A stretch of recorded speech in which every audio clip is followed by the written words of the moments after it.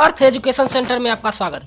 आज हम लोग बात करेंगे आरआरबी एनटीपीसी फर्स्ट शिफ्ट के जो एग्जाम हुए हैं उनके एनालिसिस करेंगे। हम लोग क्या क्या सवाल पूछे गए थे।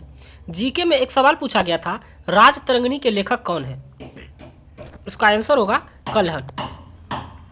एक सुकन्या समृद्धि योजना, ये पूछा था सुकन्या समृद्धि योजना चलाने का पर्पस क्या था, किस पर्पस से चलाया गया था? ये बेटी के लिए है, यानी एक योजना से सवाल पूछ रहा है।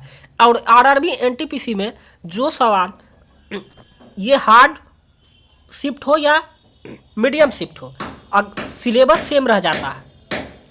एक मंदिर से पूछा गया था कि सबरीमाला मंदिर कहाँ स्थित है, तो केरला में है। और एक सवाल था पर्यावरण अधिनियम, पर्यावरण अधिनियम कब बनाया गया था? 1986 में। एक था MOM, मंगल मिशन कब लॉन्च हुआ? 2014 को लॉन्च किया गया था मंगल मिशन। और एक साइंस से सवाल था कि साउंड वेव किसमें पास नहीं होती है, तो वो होगा निर्वात में। एक पूछा था भारत के सबसे युवा राष्ट्रपति कौन है? संजीवा नीलम्मा रेड्डी, डॉक्टर संजीवा नीलम्मा रेड्डी। आप लोग नेट पे सर्च करके देख लीजिएगा। अब एक सवाल पॉलिटी से पूछा गया था, यही दो सवाल। एक लोकसभा की अधिकतम संख्या कितनी है? 552 होगा।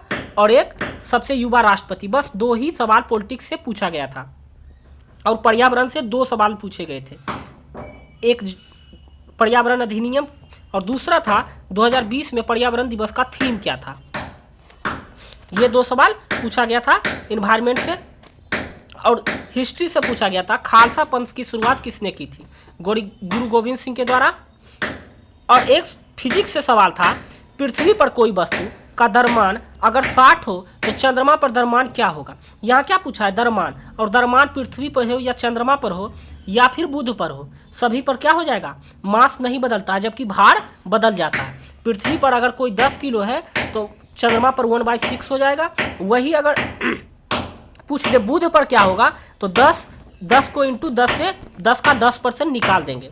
याद रखिएगा, ये पृथ्वी पर होगा, पृथ्वी पर, और ये होगा 1/6 हो जाएगा चंद्रमा पर। और बुध पर हो जाएगा जितना भी रहे संख्या उसका उतना ही परसेंटेज निकाल देना पर बुध पर निकल जाएगा। द्रव्यमान नहीं बदलता कहीं भी, चाहे वो पृथ्वी पर हो या चंद्रमा पर हो या बुध पर ले जाया जा। एक पिनाकल मिसाइल से पूछा गया था, वो किसके द्वारा लॉन्च किया गया या इसी टाइप का कुछ था, तो वो DRDO के द्वारा किया गया था। एक पूछा था नॉर्थ स्टेट का कौन सा राज्य नहीं है, तो उसमें सिक्किम हो जाएगा। और एक बायोलॉजी से सवाल था जिसमें पूछा गया था निम्नलिखित में से कौन सा भिन्न है, तो उसमें लाइकेन अलग था बाकी सबसे। कंप्यूटर से दो सवाल पूछता है आरआरबी एनटीपीसी, और इस बार भी कंप्यूटर से दो सवाल ही आरआरबी एनटीपीसी पूछ रहा है। और सवाल मिले जुले हुए हैं, पहला रीजनिंग भी मिल सकता है या जीके भी मिल सकता है, तो दूसरा और सीटिंग अरेंजमेंट से 3 सीटिंग अरेंजमेंट पूछ रहा है। तो उसमें आप लोग ध्यान दीजिएगा, किसी ने अभी तक बताया तो नहीं है कि 3 गो सीटिंग अरेंजमेंट पूछा है, लेकिन आप लोग ध्यान दीजिएगा एनटीपीसी करता क्या है। अगर सीटिंग अरेंजमेंट एक बनाए हैं, इसका क्वेश्चन अगर 5 नंबर में है तो दूसरा क्वेश्चन इसी से दूसरा क्वेश्चन 10 नंबर में दे दिया जाएगा। तो लोग क्या करते हैं, उसे फिर से बनाते हैं और समझते हैं कि अलग क्वेश्चन है, लेकिन ध्यान दीजिएगा कि यही सेम सीटिंग अरेंजमेंट से ये, इसलिए रफ थोड़ा साफ से और फिर साफ से करिएगा। ये मेरा एक्सपीरियंस है कि ये जो क्वेश्चन जो सीटिंग अरेंजमेंट से जो पूछता है, अगर ये 5 नंबर में है तो ये 10 नंबर में दे दिया जाएगा। और इसका दूसरा क्वेश्चन, इसी का दूसरा क्वेश्चन और इसी का तीसरा क्वेश्चन 15 नंबर क्वेश्चन में रहेगा। और आपको एक ही सीटिंग अरेंजमेंट बनाने पड़ेंगे, लेकिन यहाँ पर स्टूडेंट के द्वारा कहा गया कि 3 सीटिंग अरेंजमेंट बनाएंगे। ये कैरी नहीं करते हैं स्टूडेंट, और ये गलती कर देते हैं। कंप्यूटर से 2 सवाल पूछे गए थे, एक है कंप्यूटर का दिमाग, तो CPU को कहा जाता है। और दूसरा कंप्यूटर का एब्रिविएशन यानी फुल फॉर्म पूछा गया था, URL का फुल फॉर्म क्या होगा? यूनिफॉर्म रिसोर्स लोकेटर होता है। और एक पूछा था दक्षिण अमेरिका में 2 स्थल रुद्ध देश नॉर्थ अमेरिका में विभाजित तो है, बोलिविया और पराग्वे को।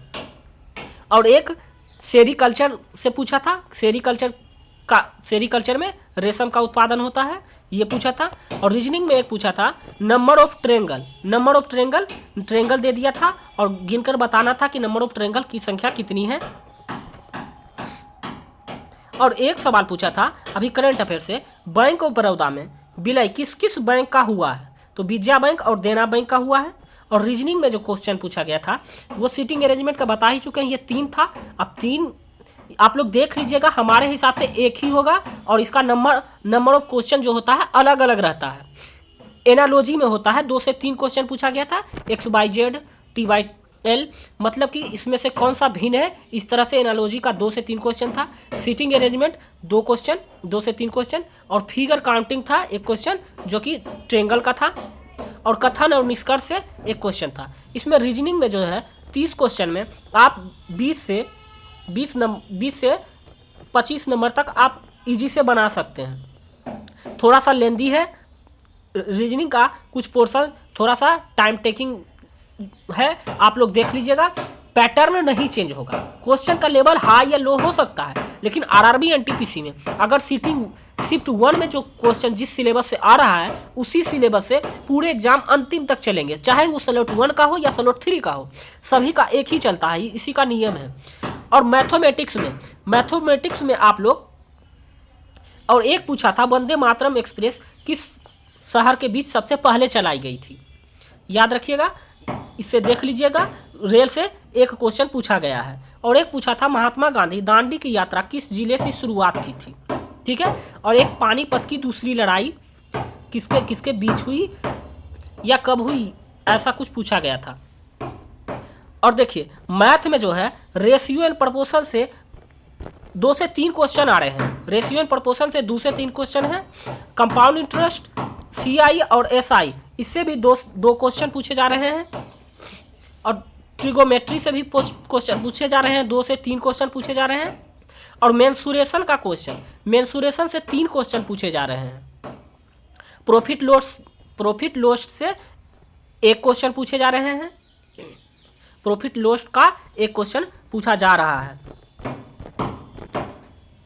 रेशियो एंड प्रोपोर्शन देख लीजिएगा। और टाइम एंड डिस्टेंस से 1 क्वेश्चन पूछे गए हैं, सब कुछ मिला, अर्थात अगर 30 में से 20 से 25 क्वेश्चन आप आसानी से मैथ में बना सकते हैं। तो आप लोग थोड़ा अधिनियम ये सब देख लीजिए। और गवर्नर और CM से एक भी क्वेश्चन नहीं पूछा गया है, गवर्नर और CM का कोई क्वेश्चन नहीं है, ना ही कैलेंडर से कोई क्वेश्चन है रीजनिंग में, ना ही क्लॉक से कोई क्वेश्चन है, ये सब से कोई क्वेश्चन नहीं पूछा गया है। तो आप लोग देख लीजिएगा। यदि इस चैनल पर आप लोग पहली बार विजिट किए तो चैनल को सब्सक्राइब करके बेल आइकन को दबाना नहीं मिलते हैं हम लोग नेक्स्ट अप टू डेट के साथ। अभी के लिए बस इतना ही। जय हिंद।